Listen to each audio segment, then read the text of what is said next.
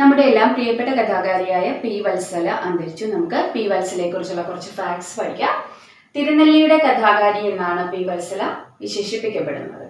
കേരള സാഹിത്യ അക്കാദമിയുടെ മുൻ അധ്യക്ഷയായിരുന്നു പി വത്സല. കേരള സാഹിത്യ അക്കാദമിയുടെ വിശിഷ്ടാംഗത്വവും ലഭിച്ചിട്ടുണ്ട്. 2019 കേരള സാഹിത്യ അക്കാദമിയുടെ വിശിഷ്ടാംഗത്വം ലഭിച്ചിട്ടുണ്ട്. പി വത്സലയുടെ പ്രശസ്ത കൃതി നെല്ലാണ്. 2021 സമഗ്ര സംഭാവനയ്ക്കുള്ള എഴുത്തച്ഛൻ പുരസ്കാരം പി വത്സലയ്ക്ക് ലഭിച്ചിട്ടുണ്ട്. ഇനി മലബാർ കലാപം പശ്ചാത്തലമാക്കി പി വത്സല എഴുതിയ കൃതിയാണ് വിലാപം.